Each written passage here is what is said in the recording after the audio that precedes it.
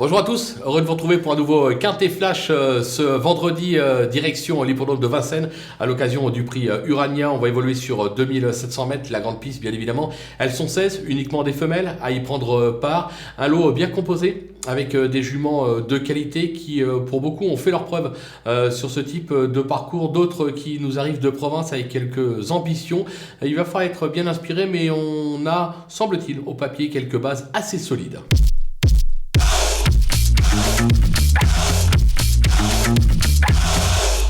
Allez, c'est parti avec les bases avec le numéro 12, Fusée des Vaux.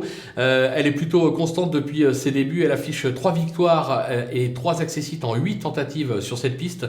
Pieds nus, elle s'annonce redoutable. Le numéro 11, Flèche Étoile ou Flèche Étoilée. Sa récente fin de course est parlante. Elle excelle sur ce type de parcours. En forme et pieds nus, elle doit elle aussi lutter pour la victoire. On va se méfier du numéro 2, Fademi. Elle est vraiment top. Actuellement, la tenue ne lui fait pas défaut. Si elle s'adapte à Vincennes, qu'elle va découvrir pour l'occasion, elle peut faire très mal devant. Attention, elle pourrait même s'imposer dans cette épreuve. Les opposants, avec le numéro 13, Duchesse de Sassy. Alors, c'est pas une championne, certes, mais elle fait toutes ses courses. Sa forme est sûre, elle se plaît à Vincennes, c'est un très bel outsider. Le numéro 14, favorite Darling.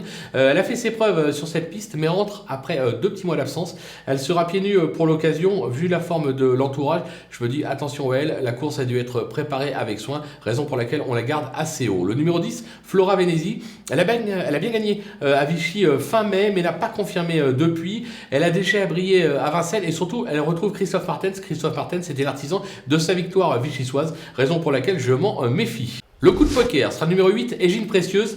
Elle est irréprochable ces derniers mois. Elle n'aura contre elle que de découvrir l'hippodrome de Vincennes, mais avec Alexandra Brivard, elle affiche notamment 4 sur 4 avec Alex. C'est important l'association des deux. Je pense qu'elle est capable de créer une belle surprise. Je me demande même si j'aurais pas dû la remonter un petit peu dans ma sélection. À vous de voir, mais attention, ça peut être amusant comme pari. Les outsiders avec le numéro 16, Déesse de Corday, même si elle reste sur une 3e place à Angers, elle a plutôt déçu cette année. C'est pour moi une pure droitière, mais associée à Eric Raffin. Difficile de l'écarter. La dernière fois que j'ai écarté Eric Raffin parce que je ne voyais pas de chance, il a fait l'arrivée. Là, je m'en méfie parce qu'en valeur intrinsèque, elle a le droit de faire l'arrivée d'une telle épreuve. Le numéro 7, Fillette Del Green, je la trouve en dedans de son meilleur niveau actuellement et pourtant le potentiel est là. Décidée, elle mérite toutefois un certain crédit. Le numéro 3, Extase de Bouffet, elle a surtout fait ses preuves piste plate. Elle a franchement déçu ces derniers temps, excepté début avril à Reims. C'est la raison pour laquelle je ne l'écarte pas totalement, mais vraiment en bout de piste.